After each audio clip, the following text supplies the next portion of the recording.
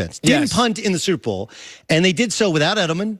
And Brandon Cooks got hurt in like the first series of the game. So they had like two hands tied behind their back, and he still found a way to make it work. So I think it's dumb to count them out. I put them on the list for that reason only. Well, then you know what? Then take them off and put the Bears there on your top 10 Bears list. are there. I mean, not the Bears, the the Browns. Squeeze the Browns in there with your guy Baker Mayfield. Let him get away with what he did. What are his antics? If Cam Newton, rookie Cam Newton, has been doing what Baker Mayfield's been doing, it'd be like people like protesting in the street. Is it a white-black thing, or do you think it's a location thing, or is it a size thing? I think it's both. I think it's both. I will tell you this, that people in the NFL think Baker Mayfield needs to grow up. Okay, that he needs to grow up. Yeah, but they love him. He's there. He's those quotes and all this stuff. But Cam Newton, if he did that his rookie season. But Cam Newton did not take first-team reps. Like, look, I'm not defending Cam. I'm not defending Baker. I can tell you, I think Baker only works in Cleveland. And I think this is specific to this situation. Like, look, there's a bunch to it. I don't think it only works at Cleveland.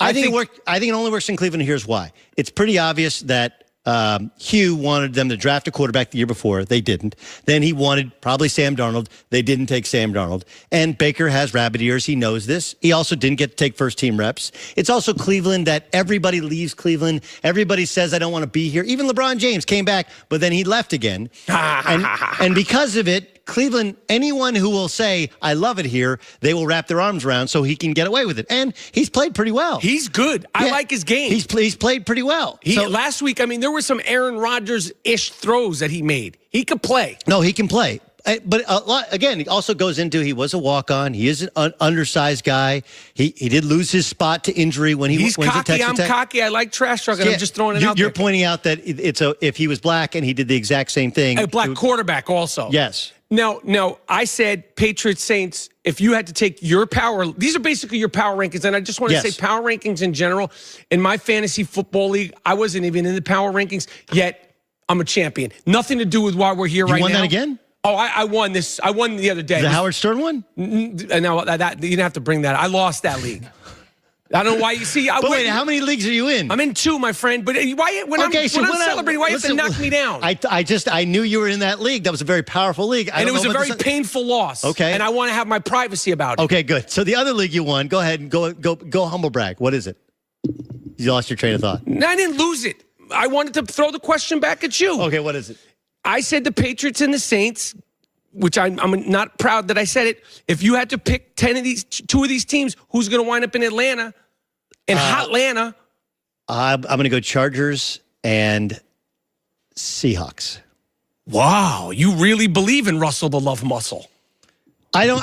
There's a good. They're going to play the Cowboys likely in the playoffs, and I like Russell better than I like Dak. Right? That's round 1. Look, they run the football. They got a good defense. Like, this is kind of Pete Carroll 101. Like, you declare him dead, and he's like, no, not so much. I don't even love Russell Wilson as a quarterback, but he's a winner, man. He finds a way. He is a winner. I hate the he's a winner thing, but he is in fact a winner. He is in fact a winner. He's that guy who you're like, I don't really know what it is about him, but he finds a way to win games, and maybe it's the magic water. I don't know. That's the magic water that Michael Rapport will be drinking. Thanks so much for joining us. Let's get to Jamie Maggio. She's got some big news. No. Turn on the news. This is the Herd Line News. All right, Doug, let's start with a conversation we had earlier in the show. Tom versus time. Yes. Remember Rob Ninkovich, linebacker with the Patriots? He played with Tom for 8 seasons, 2009 to 2016. He went on to WEEI radio. He offered his explanation as to what we're seeing from Tom. I don't know if he's hurt or if he's just getting older. Everyone seems to have this false sense of, Tom's invincible, but he's 41 years old. He's playing a position where you get 300-pound guys landing on you, hitting you, big guys all around you. So, it gets a little hairy in there. So I just think that we're seeing Tom, slow down a little bit. Look, when Rob Ninkovich is saying that, what do you think the rest of us are going to react? Remember, he did play well. He actually did play well in Miami in that loss. But he didn't play well the last 2 weeks at all. And it's going to get colder.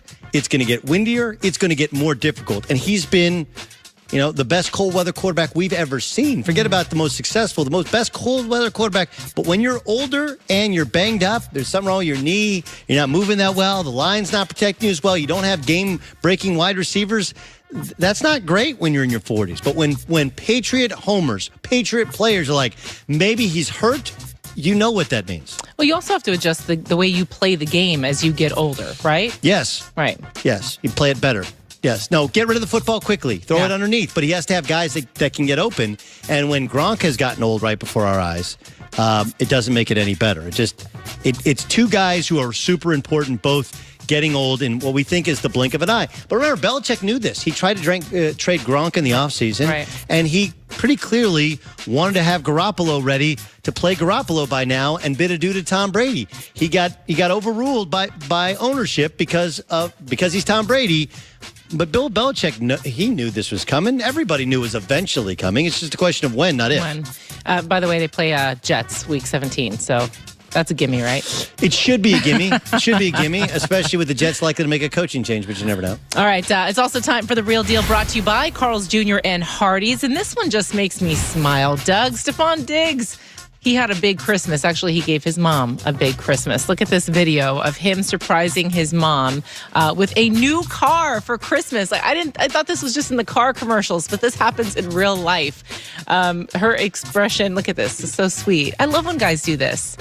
Take care of mom and dad. He put in his tweet, though, he said, here's something for the lady that put up with all my craziness. Merry Christmas. If my mom's watching, and she probably is because she's sweet and supportive, she put up with my craziest. She's not going to get a car, though. Yeah, my mom's not going to get a car. My mom cooked fondue, set up fondue for my entire family. Yesterday? Yes. Cheese fondue to regular fondue to chocolate fondue at the end. It was a long and arduous process. They should call it fondue because it's fun to eat. It is. Was that funny? Was that my funny? Gosh. You. All right, this one I want you to weigh in on for sure. This is the big news that just broke, hot off the press. Apparently, Oregon football had one more gift under the tree, and that is their quarterback, Justin Herbert, is going to return. He's going to play again next season for his senior season. This guy was supposed to go maybe number one, top quarterback in the draft class. Yeah, look, this is a lot like Marcus Mariota. Remember, Marcus came back for another year. We have seen this from other quarterbacks. Guys that spend an additional year in college seem to be more refined, seem to be ready.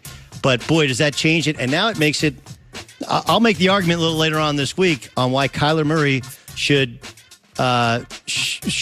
continue to pursue football, because there's just a limited number of guys that can be drafted in the first round, despite the fact that he's 5'9".